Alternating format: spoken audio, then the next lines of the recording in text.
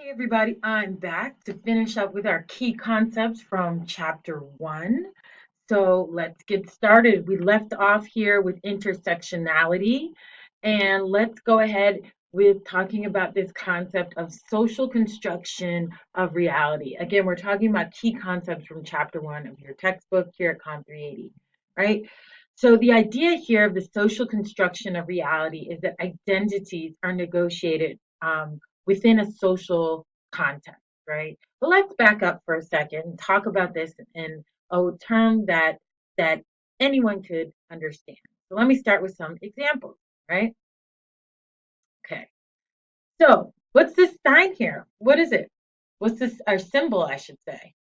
If you said a dollar sign, you're right, right? Most of us, in fact, most people anywhere on this planet are going to recognize this as the sign for the dollar, right?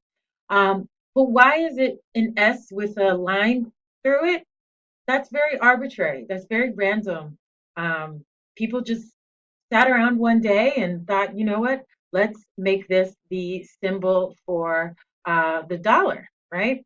And over time, people started to agree. It could have easily taken another shape or form, right? But it was the construction of this symbol that was agreed upon by many, many people over time that make it socially accepted. In other words, society constructed the idea that this symbol represents the dollar sign, right?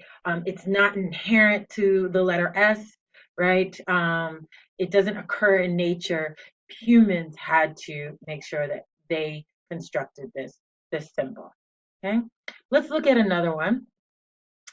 Um, Money, right? The idea of money, currency. So cold hard currency. What do these look like? These look like a bunch of $100 bills, which would be great to have.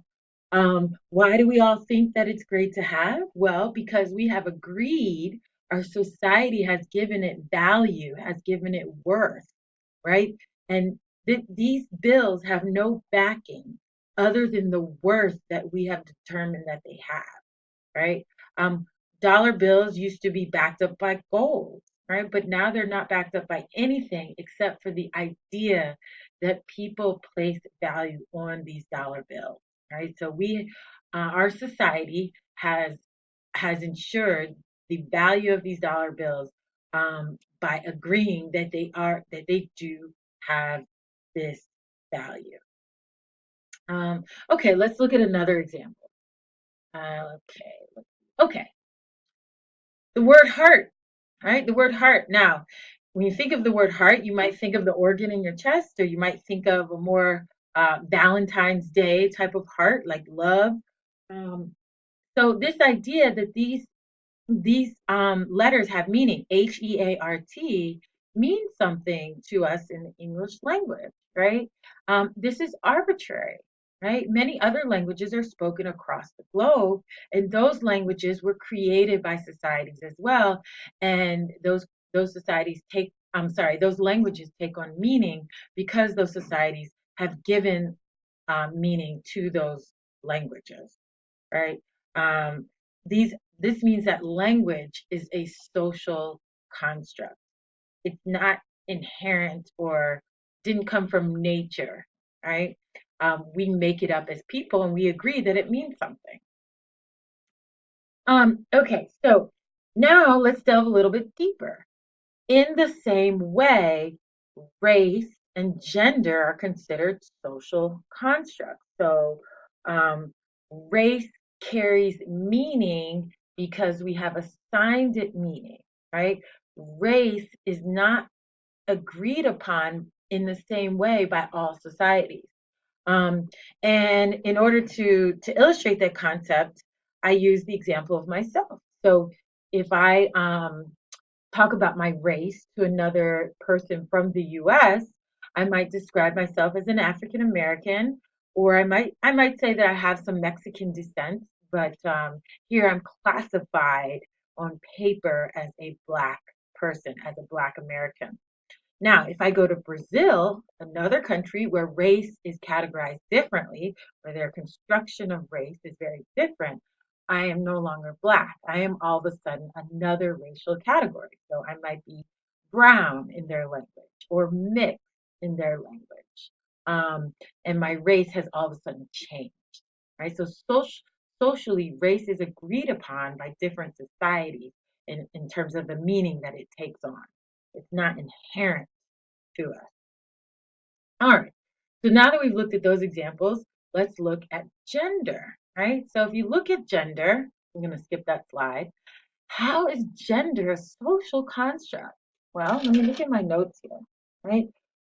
So when we look at gender, the idea of a man and a woman have taken on different meanings throughout time and in different cultures, right? So these differences between men and women are socially constructed by our societies, the types of roles that they play, um, the connotations that you have when you say man or woman, male or female, right? The way we communicate masculinity and femininity is different. We communicate our gender through the way we walk, our gestures, our speech, our touch, eye contact patterns, the way we use physical space, the activities we participate in, our hairstyles, our clothing, our makeup, our colors, our adornments.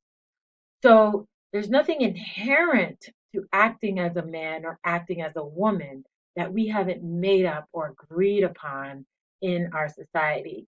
So the notion of what it means to be a woman today might be different than what it meant 50 years ago. And same thing with a man. The notion of what it means to be a man today or in our society is different than what it meant 50 years ago or in another society, right?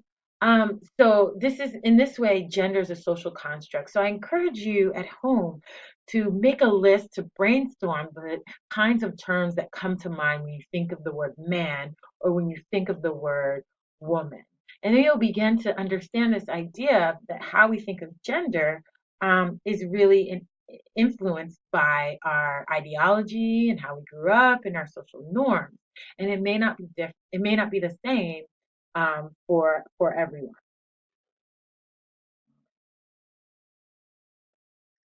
So let's stop there for this recording from chapter 1. And if you have questions, you can just let me know.